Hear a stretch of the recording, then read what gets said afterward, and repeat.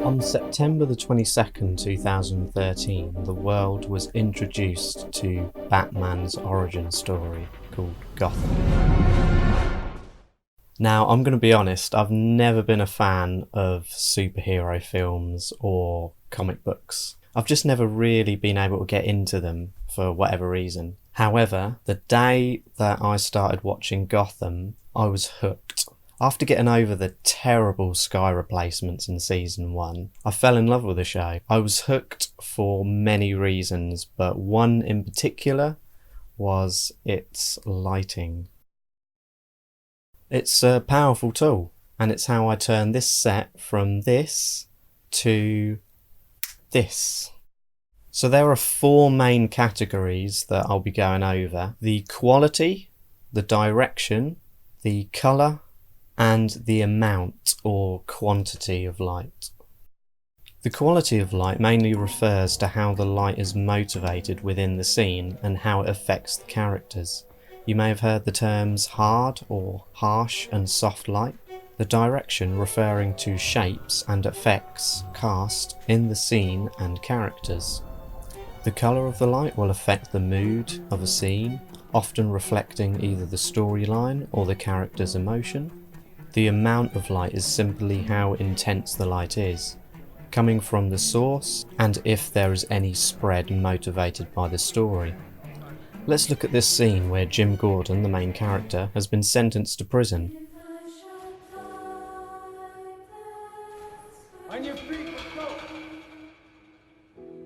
The first thing we notice about the lighting in this scene is that it is very harsh or hard. You can clearly see the definition in the bars on his face, with absolutely zero diffusion. The haze really helps to sell the vision of streaks of solid light rays coming from the window. But why did they choose to use a really hard lighting for this scene? The overall mood from Jim's time in prison is designed to feel ugly and depressing. The lighting, in combination with the cinematography, perfectly marries together the idea of prison being a tough place. In contrast to this, here is a scene that reflects warmer moods throughout. It's a scene that reflects love, and yes, the 2 characters do kiss. As you can see, the lighting is much softer and has a wider spread, wrapping itself around the characters. The direction creates certain effects and conventions of cinema that are demonstrated in Gotham. They seem to be a fan of using Rembrandt lighting.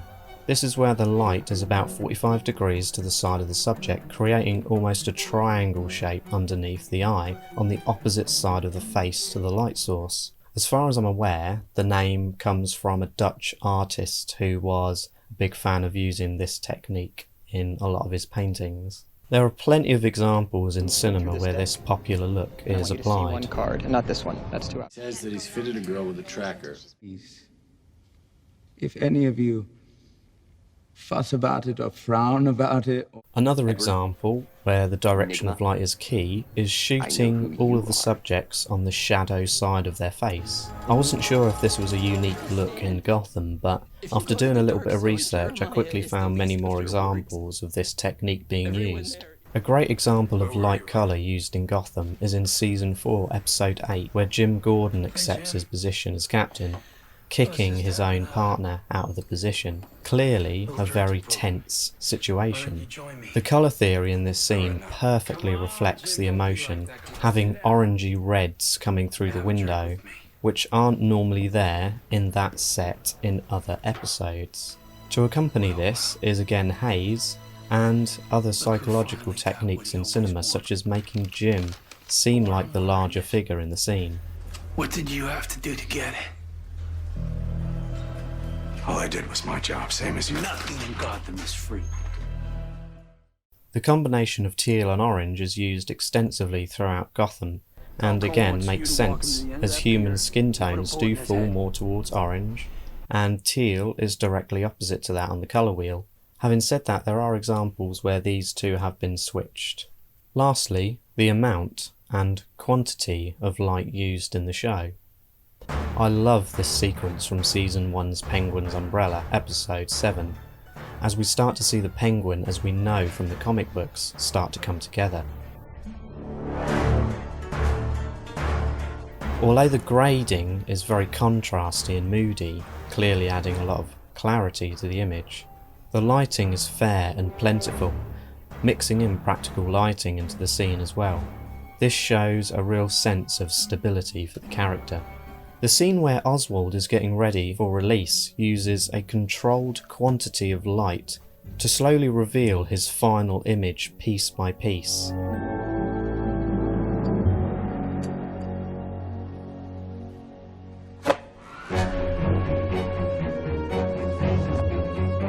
Some may say that the show goes a little bit over the top with these uses of light, but I would disagree.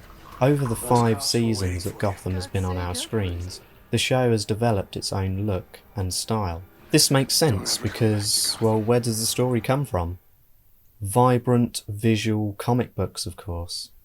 It's far from the flat look of your average TV show, but at the same time, it's not what I would describe as cinematic either. It seems to be an uncommon combination of a few techniques that works perfectly together to create a vision that is unmistakably Gotham. Thank you very much for watching, and I'll see you in the next one.